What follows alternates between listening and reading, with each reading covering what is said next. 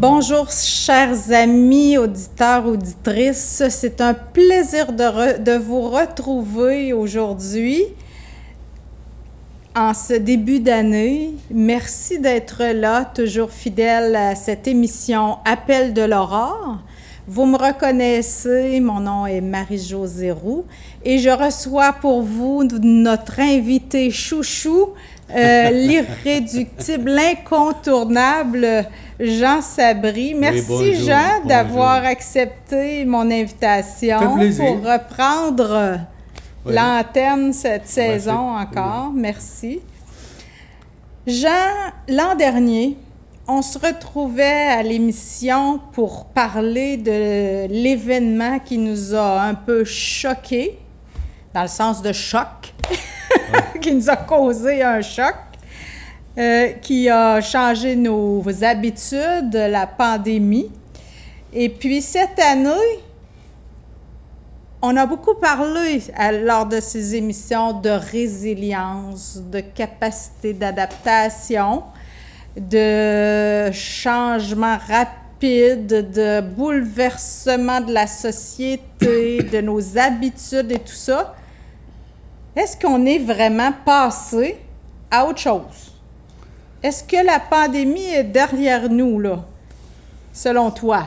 On espère qu'elle est derrière nous. On espère qu'elle soit derrière nous, mais j'ai comme l'impression qu'elle est comme dans notre horizon immédiat. Toujours, hein? Exact. Pas encore dans le rétroviseur. C'est ça.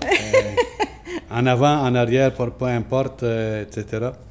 Et on est obligé de se rappeler tout le temps qu'on est en pandémie, à cause des visages couverts que nous avons. Le fameux masque. Le masque, la distanciation, etc. Là.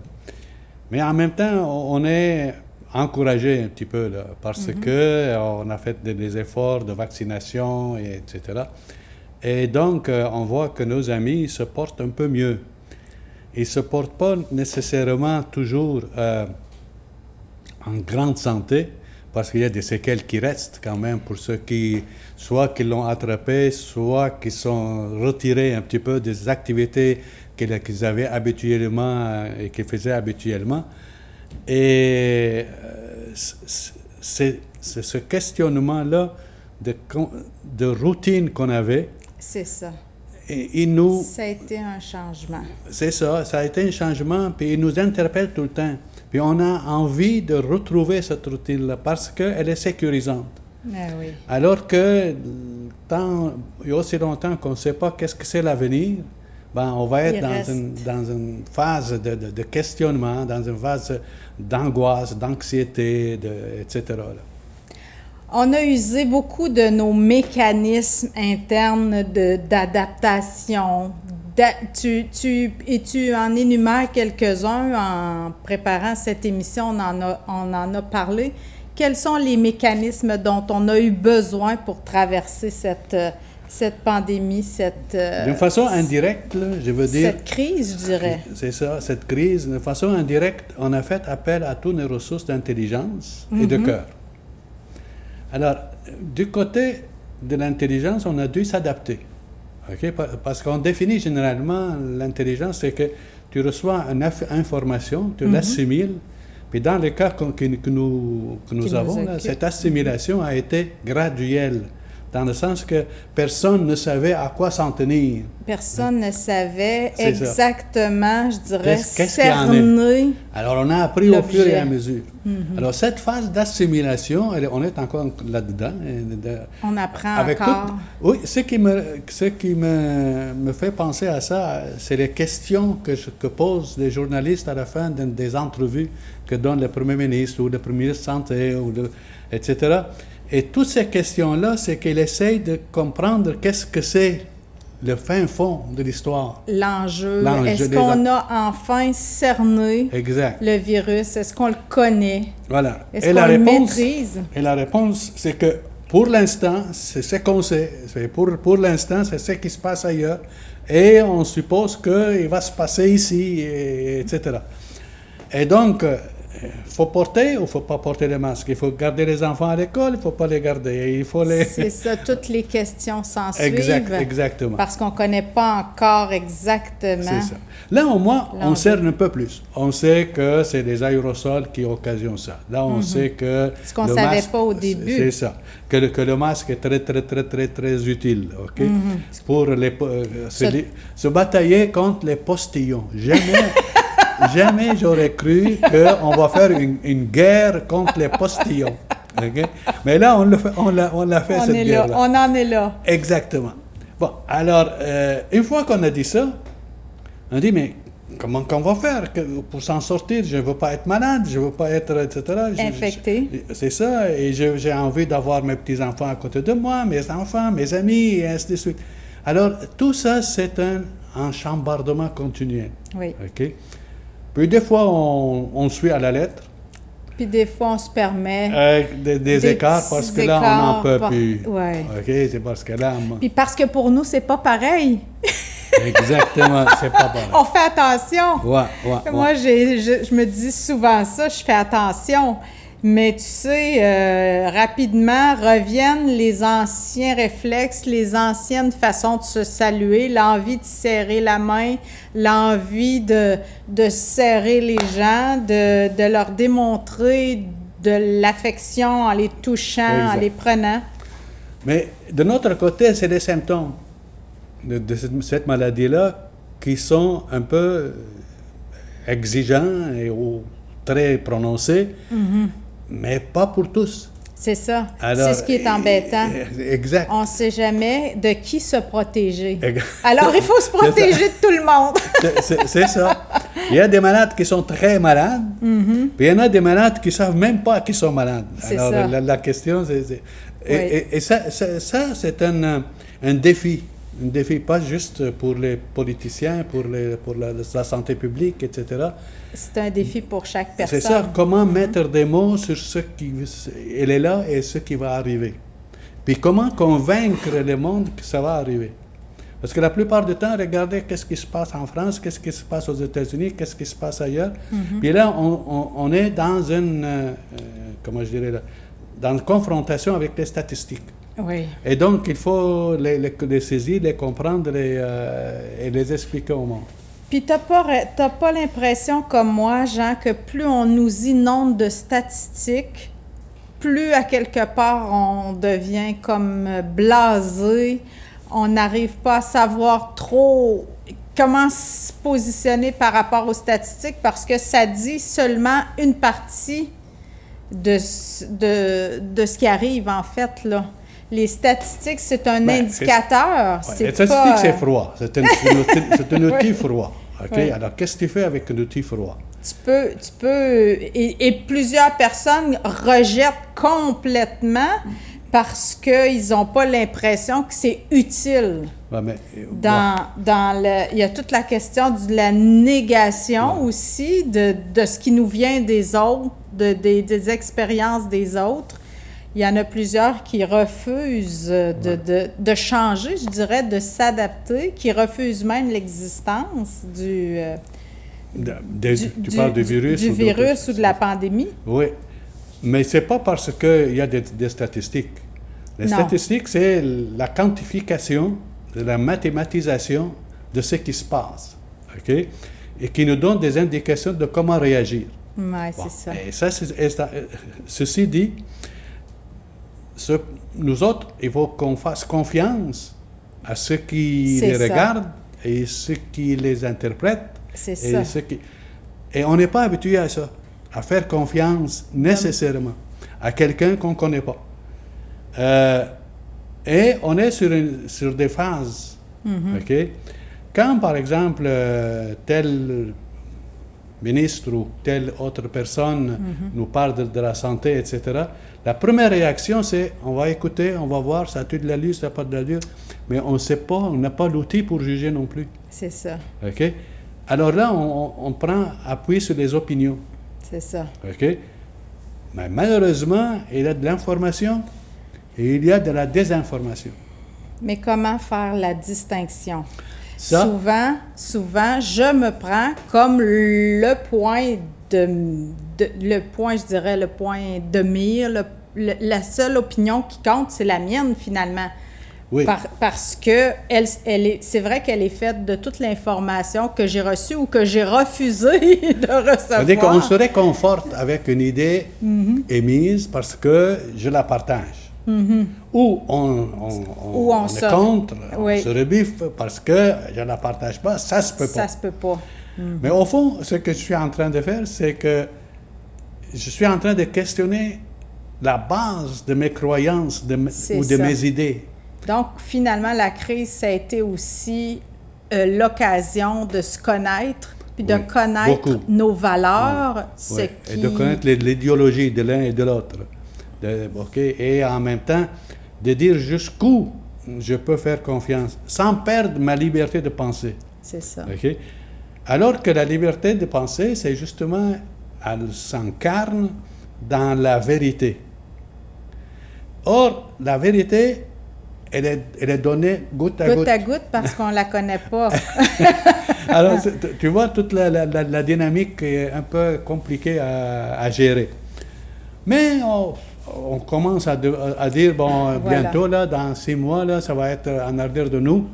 Mais les 6 mois, c'est long. Hein? Oui, c'est ça. C'est comme quand tu es dans un tunnel. Tu vois le bout du tunnel, mais tu vois qu'il est encore loin, le bout celui-là. Et plus le tunnel est long, plus tu as de la misère à tolérer ta conduite d'auto, puis les bruits à côté, puis etc. Le monde s'énerve. On devient nerveux, on devient comme blasé de tout cet élément. On a envie de nier que ça existe. Ou bien de rouler très vite pour sortir de ce tunnel-là, etc. D'être imprudent. Et voilà, des fois, on fait des accidents aussi, ça nous arrive. Et on se ramasse à l'hôpital aux soins intensifs. Oui, c'est ça. Jean, quels changements, à ton avis, sont là pour rester? Parce qu'il y en a eu beaucoup de changements dans nos mœurs, dans nos façons de vivre, dans nos habitudes.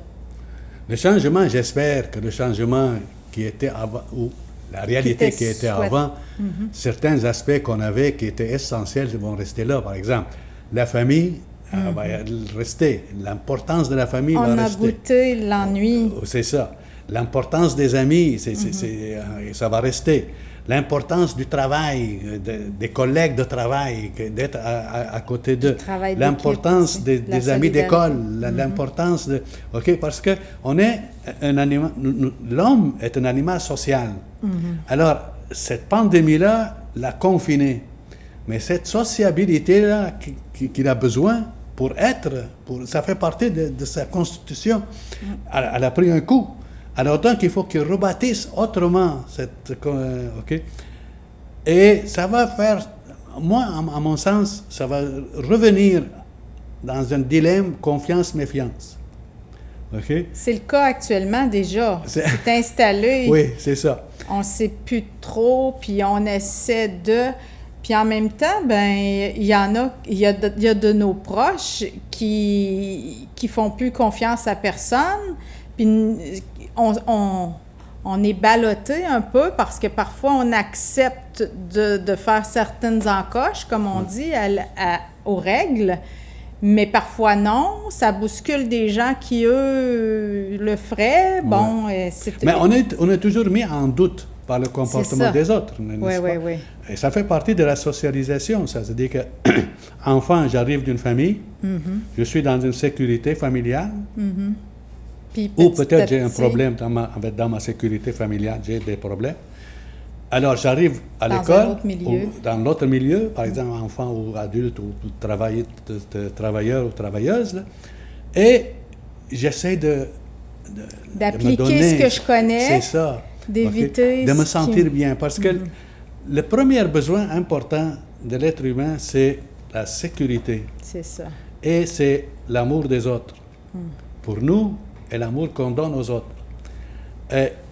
Et ça, c'est un questionnement tout le temps. C'est-à-dire que si je ne rencontre pas les gens avec qui je suis, même si je suis en contact continuel avec Facebook ou autres médiums ou réseaux, l'âme de Dieu n'est pas là.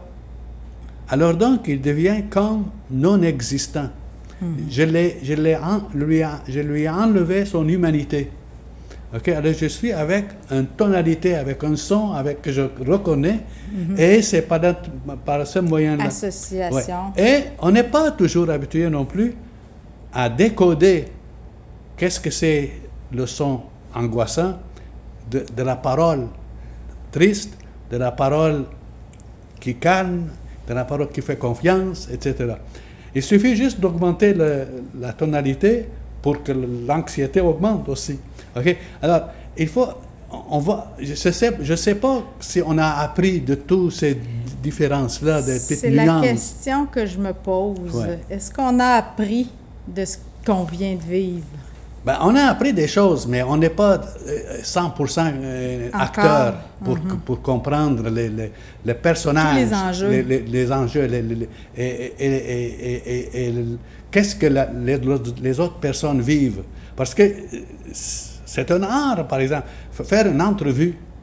OK? C'est un art. Oui, oui. Tu poses une question, l'autre devrait répondre telle à telle affaire, puis tout d'un coup, il répond autre chose, puis là, t'es mal pris. C'est très bien. Alors, tout ça. Mais on va finir par trouver un chemin. OK? On va finir. Moi, je suis optimiste. Ben oui, c'est ça. C'est ta chance, je dirais. C'est ça. Parce qu'il y a des gens... Et donc, on va finir par apprendre, puis par s'en sortir, puis ça va faire un ajout de plus à ce qu'on connaît ou à ce qu'on ressent, puis à ce que, etc. Et donc, en quelque part, les autres aussi attendent ça. C'est ça. Et donc, il faut qu'ils soient plus proches. Plus il y en a qui vont avoir un peu de confiance, de sérénité, plus les autres vont s'appuyer, c'est ce que tu es en train de dire. Oui. On est solidaire aussi de la confiance, du calme. Même paradoxalement, on dit que donner la main, c'est une façon de saluer. Mais c'est en même temps, c'est un contact. OK? Et ce contact-là est important. Ouvrir ses bras pour rencontrer l'autre, c'est en même temps une façon d'exprimer une émotion. Oui. Mais c'est un contact. Oui. Et ce contact, il signifie amour ou il signifie rejet ou il signifie quoi? C'est ça. Alors, c'est ce qui manque beaucoup. Mais je trouve, Jean, qu'on a usé de beaucoup d'imagination puis qu'on a trouvé toutes sortes d'autres façons de se manifester une salutation cordiale autrement qu'avec une bonne poignée de main. Le coude, en faisant oui, mais je pense aussi qu'on a plus le souci du regard. Du regard qui parle, qui donne l'émotion, parce que là, je ne peux plus la mettre dans ma poignée de main, je la mets dans mes yeux, je fais une vraie salutation, j'attends moins un ça va bien, là... très évasif, je mets plus, me semble. Mais ce regard-là, des fois, il est envahissant parce qu'il m'oblige à mettre des mots sur ce que l'autre... Je n'ai peut-être pas envie de montrer. Et voilà. Okay. Bon. Okay. Et en quelque part, peut-être que c'est salutaire. Oui. OK, parce que le langage non verbal, il est très important pour saisir la richesse de l'autre. OK? Alors, c'est peut-être ça qu'on va apprendre, qu'on va retenir. Voilà. Okay. Jean, qu'est-ce qui va rester? On a parlé des changements qui allaient rester, mais est-ce qu'il y a des... Mais il me semble que rapidement, on a envie de revenir à ce qui était. Tu trouves pas? J'entends beaucoup. On a hâte que ça soit derrière nous, qu'on revienne à ce qui était. Il me semble, j'ai deux impressions. La première, c'est ce sera plus jamais pareil. Puis la deuxième, c'est vite, retournons-y. C'était quand même pas trop mal. Mais ça, c'est notre manière de pouvoir fonctionner avec la sécurité. C'est ça. Okay? C'est encore la sécurité. Si on est sécure, si on est confiance, on a une confiance en nous, on a une estime en nous, etc. Ça ne dérange pas de revenir en arrière et ça ne nous dérange pas de ne pas revenir en arrière parce qu'on a les moyens de s'adapter, voilà. Et qui dit adaptation, dit acceptation de qu'est-ce qui arrive et dit en même temps la capacité de réponse. Ah oui. OK. Alors, cette capacité de réponse-là, elle est le signe de notre intelligence et de notre cœur. C'est pour ça que tout ça c'est relié ensemble. Tu reviens à l'intelligence puis au cœur. Ce qu'il faut éviter de tomber, c'est que l'autre soit une chose, soit juste en arrière d'une image. OK? Parce qu'avec tous les Zooms et les possibles conférences, etc., et le télétravail, si je n'ai pas un contact direct avec les personnes, mais il y a quelque chose qui manque. C'est ça. Et ça va être très froid dans ce sens-là. La relation va être très froide. Et la question, c'est que même la personne va se sentir comme exclue du groupe.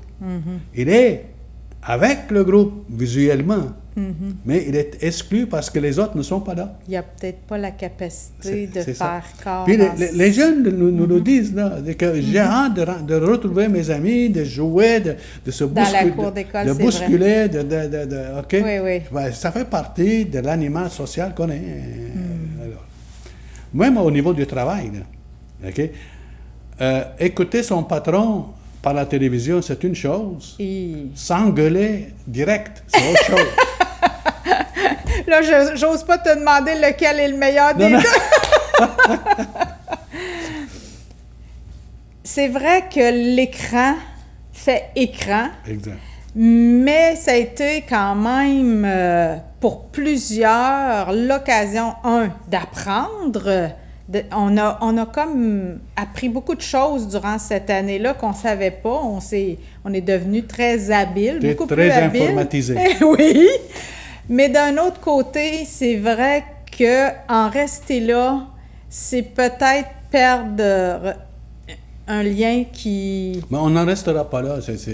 On est devenu un peu plus mixte, c'est-à-dire qu'on peut s'en servir, on connaît maintenant son utilité, mais il reste que... Il y a plusieurs romans qui ont sorti il y a une vingtaine, trentaine d'années. L'homme devenu techno, l'homme robot. Oui. L'homme robot. Et cette idée-là, cette image-là, elle est là actuellement. C'est-à-dire qu'on est interchangeable. Oui. OK? Mais il manque quelque chose. Exactement. C'est ça. Il ne faut pas détruire l'humanité qui est le propre de l'homme. Okay? Et je pense que le symptôme de ça, Jean, ça a été les plus vulnérables d'entre nous qui l'ont le plus ressenti. Oui. Les plus fragiles, ceux qui ont eu de la difficulté, qui ont fait des dépressions, beaucoup se sont suicidés, d'autres se sont isolés, d'autres sont décédés d'ennui, d'inquiétude. Exact. Je pense qu'il s'est passé ça aussi dans cette comme crise, conséquence de la virus. Déshumanisation. Ouais. Il y a eu le virus qui est la maladie, mais il y a eu aussi un virus social qui est là et il va falloir revenir en arrière un petit peu. Pas pour retrouver les mêmes habitudes qu'on avait, parce qu'il faut s'enrichir quand même de ce qu'on a appris. Okay. Mais quand même, tout n'était pas absolument mauvais dans ce qui existait déjà. Puis il faut garder l'équilibre. Et tout ce qu'on a appris n'est pas nécessairement bon non plus. Voilà, tu as bien raison. Ouais. Jean, est-ce qu'on peut se servir de cette étape, de cette histoire? Dans quelques années, qu'en restera-t-il selon toi? Il me semble qu'au niveau mondial, on a appris un peu plus à se parler. On est plus au fait de ce qui se passe chez les autres, plus à l'écoute les uns des autres, non? Oui, on est plus en contact. En contact. Oui, le contact. Et on est moins, je dirais, indifférent à ce qui se passe ailleurs, parce qu'on sait que tôt ou tard, on dirait... On est devenu proche des autres humains. Mais c'est intellectuel, là. Oui, c'est ça. OK? C'est pas l'histoire du C'est cœur. c'est ça. C'est parce que qu'on le veuille ou qu'on ne veuille pas, on reste avec nos préjugés, nos habitudes, nos qualités, nos valeurs, etc. Puis on juge au fur et à mesure. Quand quelqu'un parle et qu'il a une idée que je ne défends pas, ben je lui trouve toutes sortes de défauts pour dire qu'il ne sait pas parler. OK. Bon. Mais si je suis en accord avec, je suis réconforté et je me sens bien dans ce que l'autre dit ou exprime, ou encore, je recherche la proximité de l'autre, là, je suis en train de devenir ou de rétablir des relations. Et ça, c'est l'élément qui va rester. La relation va être plus profonde, va être plus importante. Puis, il suffit juste de voir, quand on sort un petit peu, puis les premiers restaurants qu'on va visiter, les premiers amis qu'on va visiter, etc., on n'arrête pas de se parler. De se parler et de se sentir bien. Ouais. Et je pense aussi qu'une chose qu'on a retrouvée, c'est le goût d'être ensemble et puis de faire, de fraterniser, de se visiter. Est-ce qu'on sera moins individualiste? Ça, c'est pas sûr. Oh, pas sûr. Alors, mesdames, messieurs, je vous souhaite de retrouver avec beaucoup de plaisir et de bonheur le chemin vers vos amis, que ce soit par Zoom, par téléphone, en présence ou bien en pensée. Merci d'avoir été là. C'est un plaisir pour nous de vous retrouver. Merci à Gérard et à Germain pour le service technique. Merci à Claude, que j'oublie trop souvent de remercier. À la semaine prochaine.